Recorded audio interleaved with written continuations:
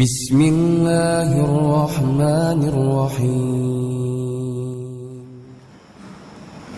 Allah Subhanahu wa taala telah menyebutkan salah satu tanda orang-orang yang diberikan kemenangan oleh Allah Subhanahu wa taala, mereka adalah orang-orang yang dijaga oleh Allah Subhanahu wa taala dari sifat kikir. Wa may yukashuha nafsihi faulaika humul muflihun. Para hadirin jamaah yang dimuliakan oleh Allah Subhanahu wa taala, insyaallah pada malam yang mulia ini kita lanjutkan beberapa hadis dalam bab syuh, kemudian hadis-hadis dalam babul bukhul ataupun kikir. Namun berbeda di antara sifat syuha dengan sifat bakhil. Sifat bakhil itu sifat seseorang yang tidak menginfakkan hartanya, itu bakhil. Adapun syuha itu lebih umum daripada bakhil. Bakhil hanya berkenaan dengan harta, sedangkan syuha itu berkenaan dengan seluruh kebaikan.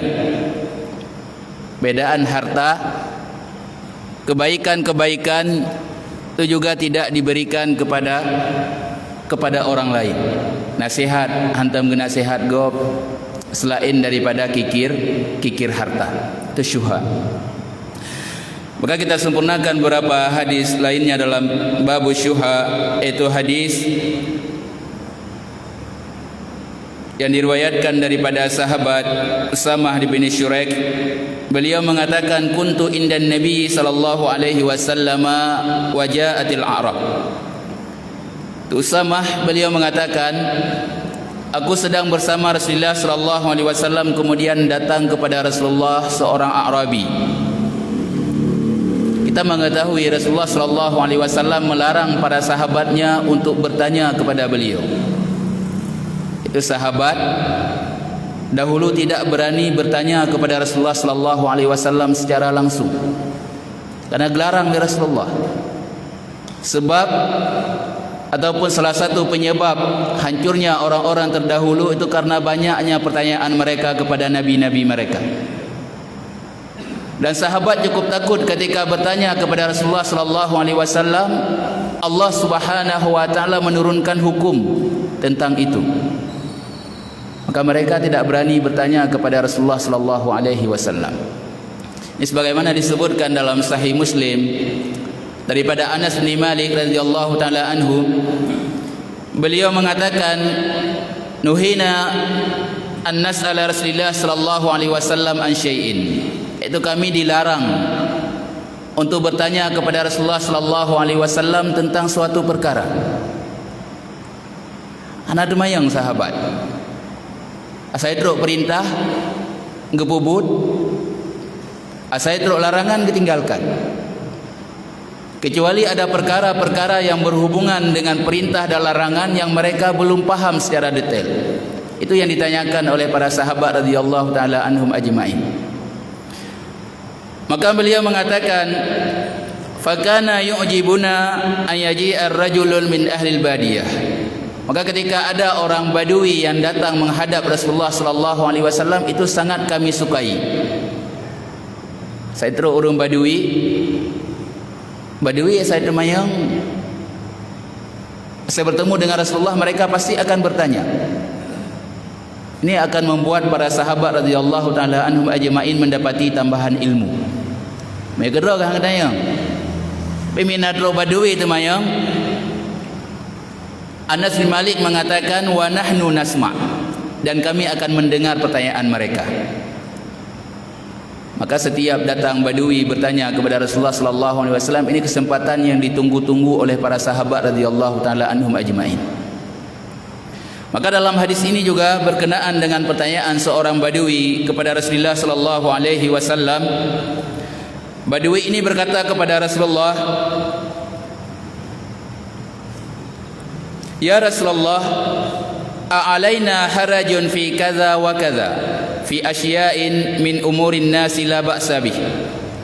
Wahai Rasulullah, apakah kami berdosa seandainya kami melakukan ini ataupun melakukan itu. Ini dalam perkara mubah. Kita sebagaimana telah mengetahui dasar dalam agama, dalam bab muamalat itu semua urusan dasarnya mubah. Long lenek ja umedan. Yang nak payah datang yang hukum, kiban hukum ja umedan. Karena itu bagian dari muamalah. Mubah dasarnya. Kecuali ada dalil yang datang mengharamkannya, maka ketika itu baru hukumnya berubah menjadi haram. Makanan dan baju dumpu je, asal hukumnya mubah. Sampai dok dalil mengharamkan maka menjadi haram. Jual beli, dumban jual beli aja hukum dasarnya. Sampai datang dalil mengharamkan maka menjadi haram. Maka perkara mubah ataupun perkara muamalat itu hukum dasarnya adalah mubah. Ketika Badui bertanya kepada Rasulullah sallallahu alaihi wasallam tentang, ya Rasulullah, apakah kami boleh melakukan ini ataupun boleh melakukan itu? Rasulullah sallallahu alaihi wasallam mengatakan, ya ibadallah, wada'allahu al-haraja. Wahai hamba Allah, Allah Subhanahu wa taala memaafkannya. Itu hanya hukum. Silakan, boleh.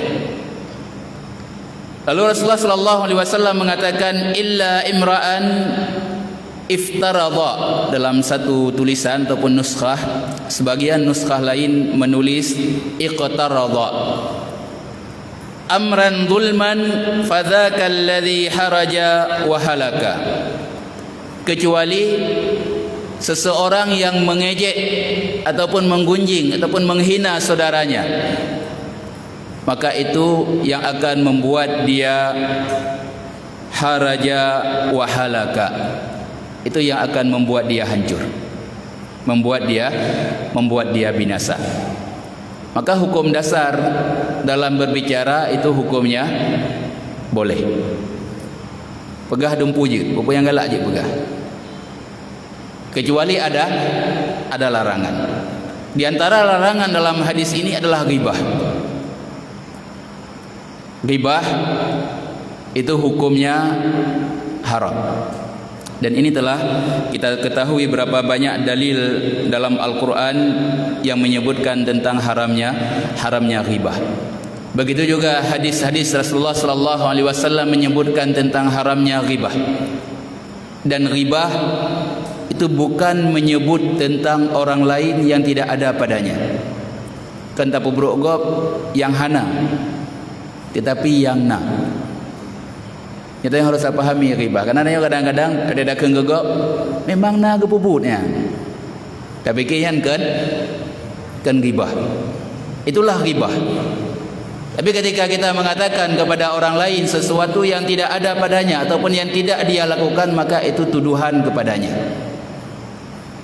Rasulullah sallallahu alaihi wasallam ketika bertanya kepada para sahabatnya, atadruna manil ghibah? Tahukah kalian apa itu ghibah?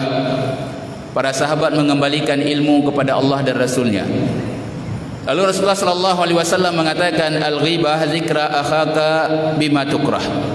Itu ghibah, engkau menyebut tentang saudaramu sesuatu yang dia benci. Nah, tapi medakan ngomongnya hana galak ke? Orang mungkin capik. Memang capik ngomongnya. Tapi medakan ngomongnya capik bengih hana galak. Maka ketika kita mengatakan tentang orang tersebut, itu jatuh ke dalam ghibah. Sahabat bertanya kepada Rasulullah sallallahu alaihi wasallam, wahai Rasulullah, bagaimana ketika kami mengatakan kepada saudara kami dan itu ada pada mereka? Rasulullah sallallahu alaihi wasallam mengatakan, itulah ghibah. Yang ghibah. Tanya mungkin tajak ba orang melinggai. Sabi-sabi akan diingatkan tentang hadis muflis. Hadis orang yang bangkrut ba orang kiamat. Salah satu penyebab muflis bangkrut pada hari kiamat itu karena dia selalu mengejek saudaranya. karena perkataannya, menghina saudaranya, mengejek saudaranya, menuduh saudaranya.